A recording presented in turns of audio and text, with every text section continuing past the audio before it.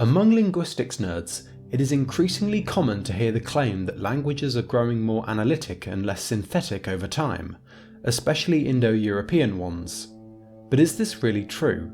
And if so, why? If you've clicked on this video, chances are you already know what the words synthetic and analytic mean.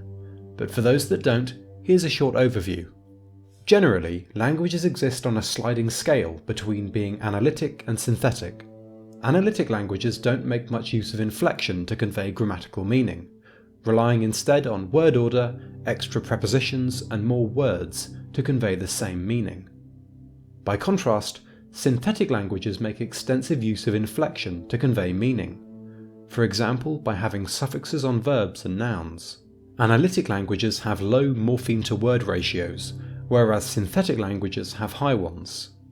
Basically, a morpheme is the smallest unit of grammatical importance in a word. To explain what I mean, here's an example. English is an analytic language with a low morpheme-to-word ratio. Latin is a synthetic language with a high ratio. Take the standard English verb fart. How many morphemes have you got? Firstly, you have the verb's root, which is just fart. You can put ed on the end to show its past tense, or an s to indicate a third person subject, or ing if it's a present participle. Altogether, we have one verb and four morphemes: fart, ed, s, and ing. Thus we can say the word to morpheme ratio is 4:1. But what about Latin? I can't be bothered to list out all of the forms for the Latin verb for farting, but that verb, pedo, has roughly 75 unique forms, giving it a morpheme-to-word ratio of 75:1. And that's not even a fair example really, since pedo does not have any passive forms, so most other Latin verbs that do will have a morpheme-to-word ratio of more than 100:1. What this means is that English needs more words to convey the same concepts, and those words generally have to stay in a fixed order. There is no future tense morpheme in English, so we use will as an auxiliary verb. That process there, of using extra auxiliary verbs and words, is called periphrasis. Latin doesn't need that extra word because its verbs inflect. To say I will fart, pedo becomes pedam. There are other subcategories of synthetic and analytic, and we'll come back to some of those later, but that's the gist of it. So then, are languages becoming more analytic? Are they losing all that complex inflection and replacing it with extra words and periphrastic constructions? Well, on the surface it seems so. English is a good example of this trend. As we've demonstrated, English verbs and nouns don't really do much by themselves, but this wasn't always the case. In the Old English period, the language had 5 cases, 3 genders, 3 numbers, by which I mean there would either be single forms, dual forms, or plural forms for each noun. There were 2 infinitive verbal forms and 3 moods, but nearly all of that has been lost. In the space of roughly a millennia, English has lost most of its synthetic traits and become very analytic. But the change becomes starker if we travel further back in time, all the way back to the ultimate ancestor of English, Proto-Indo-European, which was first spoken around 4500 BC. That language had 8 or 9 cases and 3 genders, 3 numbers, 4 moods, 3 aspects, and so on. It had a very complex inflectional system for both nouns and verbs. But of the 8 or 9 original cases, many have been lost across the entire language family. As this map shows, some Indo-European branches, notably Slavic, Baltic and Armenian, have hung on to most of their cases, but even these have lost a few. And as for the rest, their case systems have been significantly reduced. Now supposedly Danish has 3 cases, but since these only affect pronouns I've chosen to ignore them. So in terms of how nouns inflect among Indo-European languages, there has been a general trend away from synthetic constructions. Even today, languages like German are continuing this trend. German has 4 cases, and one of them, the genitive, is used to show possession, although increasingly it is being phased out of the language and replaced with the dative case instead.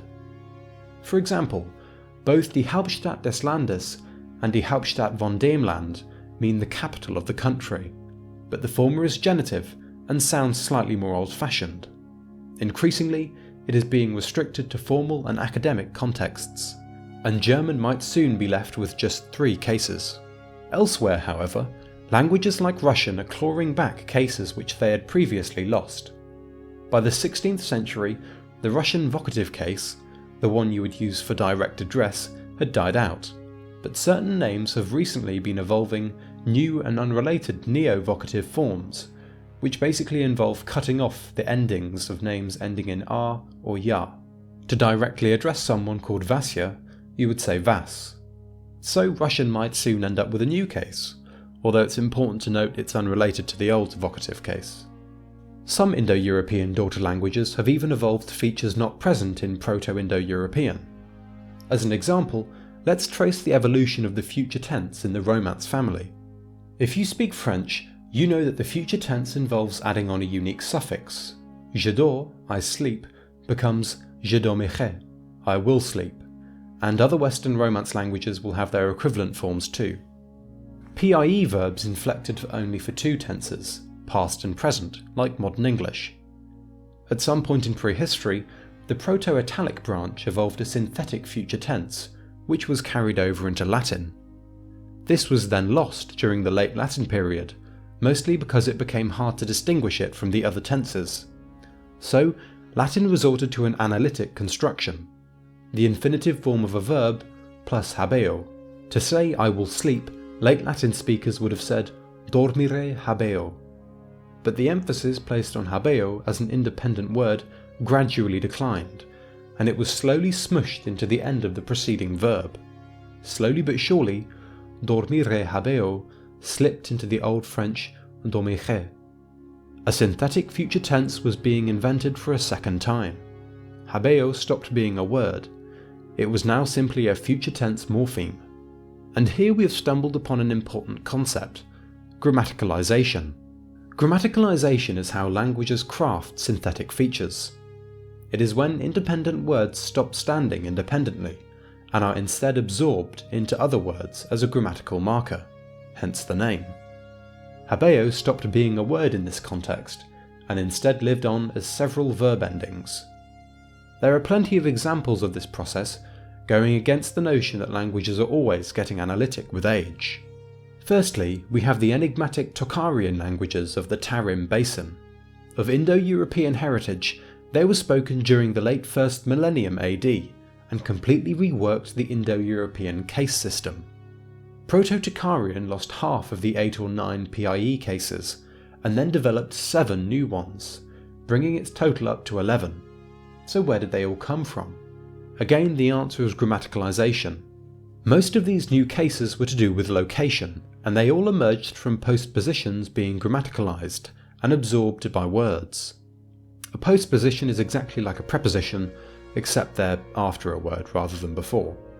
Similar things happened in Old Lithuanian, where postpositions were grammaticalized into new cases, although these are still outliers in the general Indo-European analytic trend.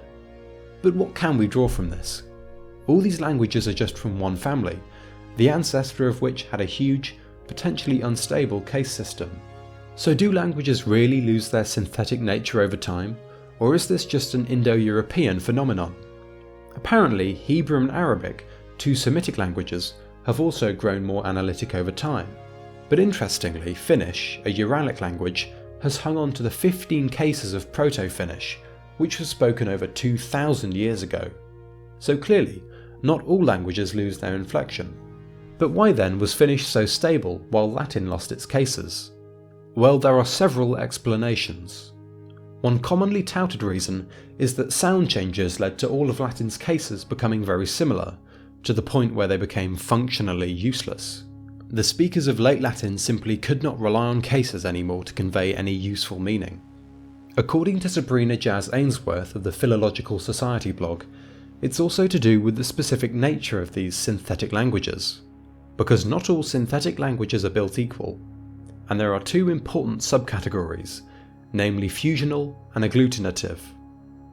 Both fusional and agglutinative languages inflect, and both have lots of suffixes, but the key difference is that in agglutinative languages, each individual morpheme can be easily isolated inside the word. To show what this means, let's look at the Finnish word for house, talo. Maybe we want to make it plural. Well, add an I. and maybe we want to say we're moving away from this house.